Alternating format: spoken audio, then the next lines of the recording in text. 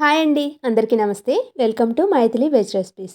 ఈరోజు వీడియోలో సంక్రాంతి పిండి వంటలు స్పెషల్లో బెల్లం తీపి గవ్వల్ని ఎలా చేసుకోవాలో చూపించబోతున్నాను. పైకి ఇలా క్రిస్పీగా ఉన్న లోపల చాలా గుల్లగా టేస్ట్ అయితే చాలా బాగుంటాయి. ఈజీగా కూడా చేసేసుకోవచ్చు. ముందుగా మనం దీనికోసం పిండిని కలిపి పెట్టుకోవాలి.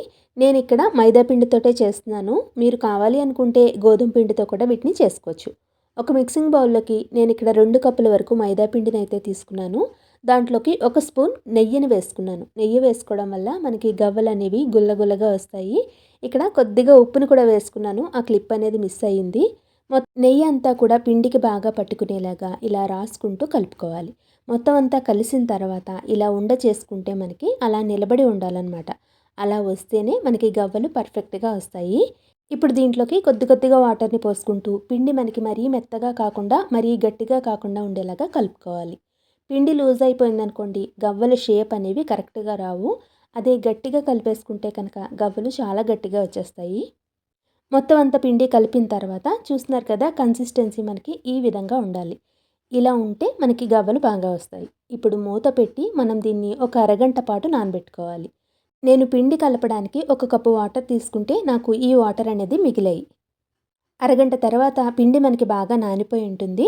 ఇది ఇంకొంచెం సేపు ఎక్కువ నానబెట్టుకున్నా కూడా పర్వాలేదు. మనకి ఎంత ఎక్కువ నానితే గవ్వలు అనేవి అంత గొల్లగా వస్తాయి. నేను ఇక్కడ వంట సోడా వాడలేదు కాబట్టి కొంచెం ఎక్కువసేపు నానబెట్టుకుంటున్నాను. అరగంట తర్వాత మూత తీసి చేత్తోటి బాగా ఒత్తుకుంటూ కలుపుకున్న తర్వాత కొద్దిగా పిండిని తీసుకుంటూ ఇలా చిన్న చిన్న బాల్స్ కింద చేసుకోవాలి. ఈ ఉండలు అనేవి రౌండ్గా ఉండాల్సిన అవసరం లేదు. గవ్వలు మనకి ఏ సైజులో కావాలి అనుకుంటున్నామో ఆ సైజులో ఉండల్ని తీసుకుంటే సరిపోతుంది. మనకి ఎంతవరకు వేయించుకుంటామో అంతవరకు ఉండల్ని చేసుకుని మిగతా పిండి ఆరిపోకుండా మూత పెట్టుకోవాలి. ఇప్పుడు వీడియోలో చూపిస్తున్నట్టుగా గవ్వల పీట మీద ఉండని పైనుంచి కింద వరకు గట్టిగా ప్రెస్ చేసుకుంటూ వదిలాము అంటే గవ్వల షేప్ అనేది ఈజీగా వచ్చేస్తుంది. ఇవి చేసుకునేటప్పుడే పక్కన నేను వేయించడానికి సరిపడా నూనెనైతే వేడి చేసుకున్నాను. ఇలా వేడెక్కిన తర్వాత దీంట్లోకి మనం చేసుకున్న గవ్వల్ని ఒక్కొక్కటిగా వేసుకుంటూ మీడియం ఫ్లేమ్ మీదే వీటిని వేయించుకోవాలి. వీటిని వేసిన వెంటనే కదపకుండా అలాగే వదిలేయాలి. నూనెలో వాటంతట అవే పైకి తేలేంత వరకు అలా వదిలేసిన తర్వాత మనం కలుపుకుంటూ దోరగా అయ్యేంత వరకు వేయించుకోవాలి. స్టవ్ ఫ్లేమ్ని అస్సలు పెంచుకోకూడదు. మీడియం ఫ్లేమ్ మీదే పెట్టుకుని ఇలా రంగు మారి క్రిస్పీగా అయ్యేంత వరకు వేయించుకోవాలి. ఇవి కరెక్ట్గా వేగాయి అంటే మనకి పైన వచ్చిన నురుగు అంతా కూడా తగ్గిపోతుందన్నమాట. ఇలా వేగిన తర్వాత వీటిని నూనెలోంచి తీసేసుకుని ఇలాగే మిగతా పిండితోటి గవ్వల్ని చేసుకుని వేయించుకోవాలి. ఇలా ఒక బ్యాచ్ గవ్వల్ని వేయించుకునేటప్పుడే మనం పక్కన ఇంకొక బ్యాచ్ గవ్వల్ని ప్రిపేర్ చేసుకుంటూ ఉండాలన్నమాట. ఇలా గవ్వల పీట మీద గవ్వలు చేయడం అనేది సరదాగా ఉంటుంది కాబట్టి పిల్లలు చాలా ఇంట్రెస్ట్ చూపిస్తారు. మీరు ఈసారి ఎప్పుడైనా చేసేటప్పుడు పక్కన పిల్లల్ని పెట్టుకోండి. మనకి కూడా హెల్ప్గా ఉంటుంది.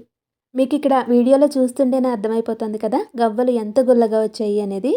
గవ్వలన్నీ కూడా వేయించుకున్న తర్వాతనే మనం పాకాన్ని ప్రిపేర్ చేసుకోవాలి. నేను ఇక్కడ 2 కప్పుల వరకు మైదా పిండిని అయితే తీసుకున్నాను కదా, దానికోసం 1.25 కప్పు వరకు బెల్లం తురుపుని కొద్దిగా వాటర్ని పోసుకుని మీడియం ఫ్లేమ్ మీదే ఇలా కలుపుకుంటూ బెల్లం పూర్తిగా కరిగాక పాకాన్ని చెక్ చేసుకుంటూ ఉండాలి. పాకం మనకి నీళ్ళల్లో వేసిన తర్వాత అది కరిగిపోకుండా ఇలా మెత్తటి ఉండ కింద చేసుకోవడానికి వస్తే గవ్వల కోసం పాకం కరెక్ట్గా వచ్చినట్టే. ఇలా వచ్చిన తర్వాత స్టవ్ ఫ్లేమ్ని ఆఫ్ చేసేసుకుని కొద్దిగా నెయ్యిని, యాలకుల పౌడర్ని వేసుకుని మనం వేయించుకున్న గవ్వల్ని వేసుకుని పాకం అంతా కూడా గవ్వలకి పట్టేలాగా కలుపుకోవాలి. వేడి మీద దీన్ని ఇలా కలుపుతూ ఉంటే మనకి పాకం అనేది గవ్వలన్నింటికి కూడా సమానంగా పట్టుకుని తీపి కరెక్ట్గా ఉంటుంది. 2-3 నిమిషాలు బాగా కలుపుకుంటూ ఉన్నాము అంటే పాకం కన్సిస్టెన్సీ అనేది మారి దగ్గర పడిపోతూ ఉంటుంది. ఇప్పుడు కలపడం ఆపేసి పూర్తిగా చల్లారనివ్వాలి. ఇవి పూర్తిగా చల్లారిపోతే కనుక ఒకదానికొకటి అంటుకోకుండా పొడి పొడిగా ఏ గవ్వకా గవ్వ ఈజీగా విడిపోతుంది. గవ్వల మీద పాకం అనేది ఒక్కొక్కసారి మనం వాడే బెల్లం తీరును బట్టి ఉంటుంది. గట్టి బెల్లం అయితే ఒకలాగా, మెత్తటి బెల్లం అయితే ఒకలాగా ఉంటుంది. చూసారు కదా బెల్లం గవ్వలు ఎలా చేసుకోవాలి అనేది. మీరు కూడా ఈ రెసిపీని తప్పకుండా మీ ఇంట్లో ట్రై చేసి మీకు ఎలా కుదిరిందో నాకు కింద కామెంట్ చేయండి. ఈ వీడియో నచ్చితే లైక్ చేసి మీ ఫ్రెండ్స్తో షేర్ చేయండి.